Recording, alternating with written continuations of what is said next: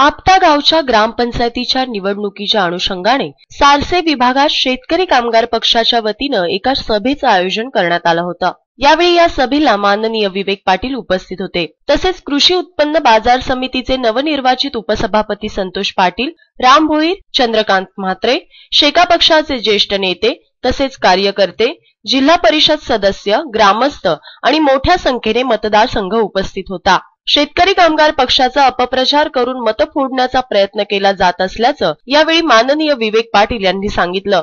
तसंच कशा प्रकारे इतकी वर्ष शेका पक्ष जनतेसाठी झटला आणि कशा प्रकारे कार्य केली याबाबतचा आढावा माननीय विवेक पाटील यांनी ग्रामस्थांना दिला। शेवटी येणारं प्रत्येक काम हे जिल्हा परिषद आणि पंचायत समितीच्या माध्यमातून होतं आणि ती जिल्हा परिषद आणि पंचायत समिती शेतकरी कामगार पक्षाच्या ताब्यात आहे, पण कामही शेका पक्षाकडून होणार आहे। आज आपला आमदार नसेल काय फरक पडणार आहे का? आज आपण आपटे गावासाठी एवढ्या मोठ्या पाण्याच्या योजना आणल्या, या विभागामध्ये आपण पाण्याची स्वतंत्र योजना आदिवासी विभागासाठी राबवली। या साऱ्या योजना राबवण्यामध्ये आपण निश्चितपणे एक नंबर मध्ये राहिलेले आहोत आणि आता कोणीतरी येऊन जर इथं दिशाभूल करत असेल तर आमचा आदिवासी बांधव असला तरी खोट्या आश्वासना तुमच्या भुलणार नाही ही गॅरंटी निश्चितपणे या ठिकाणी मला तुमच्याबद्दल 100% आहे। आणि म्हणून माझा मतदार आहे, या विभागातला राहणारा प्रत्येक माणूस हा माझा आहे।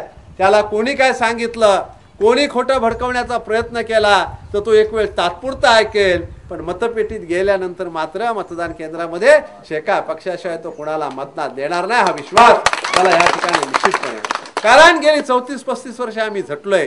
आज कोणीतरी आमदार येतो, उगवतो तारे हरका आणि इथे येऊन सांगत असेल मी हे करीन ते करीन, मग आधी काय तुझे कोणी हात धरले होते? आधी कोणी नव्हते हात धरले एवढे वर्ष का? आता निवडणूक आल्यावरच का?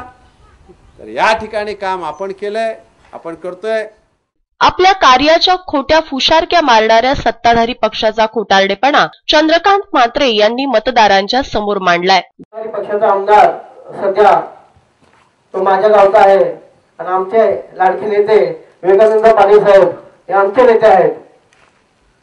दोघांमधला फरक सांगतो तुम्हाला मी, कारण इलेक्शन झाला, इलेक्शनला अशा या विभागामध्ये पूर्ण विभागामध्ये लोकांना एवढी आश्वासनं दिली की प्रत्येकाला नोकरी लावतो।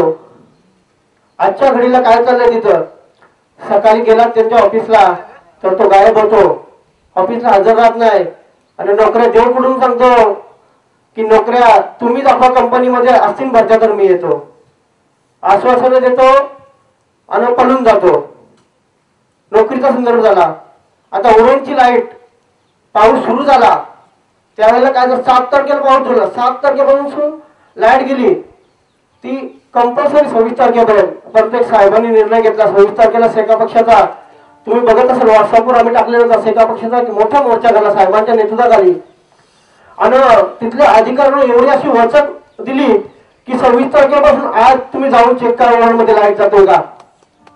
तुम्हाला 1 तास फक्त भेटेल, 23 तास लाईट चालू असते सतत, नाही तर 12 तास 14 तास लाईट चालू। आम्ही उरणमध्ये जातो, स्वतः उरणमध्ये आम्ही उरण शहर फिरतो। अगदी म्हणजे शेका पक्ष कसा असेल ते बघा, शेका पक्षाचा विचार करा। शेका पक्षाचे आमदार साहेब कसे होते?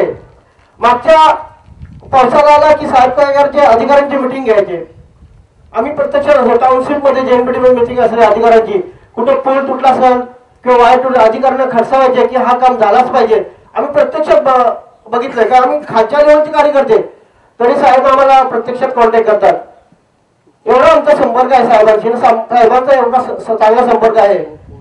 आणि दुसरी गोष्ट, लाईट गेल्यानंतर या आमदाराला शिवसेना शाखा प्रमुखांनी विचारलं की आपल्या भागामध्ये लाईट नाही, पूर्व भागामध्ये लाईट नाही, उरण शहराची लाईट गेली, काय करायचं? यांनी त्यांना कार्यकर्त्यांना उत्तर दिलं, व्हॉट्सअपवर चालते तिकडच्या, उत्तर दिलं की मी पोलावर चढू का? तो असा सांगितलं नाही की मोर्चा काढूया आपण, पोलावर चढू का? हे उत्तर नाही। साहेबांनी धडक मोर्चा काढून आज लाईट सुरळीत चालतो उरणमध्ये, तुम्ही प्रत्यक्षात जाऊन बघा साहेबांचं काय काम आहे ते।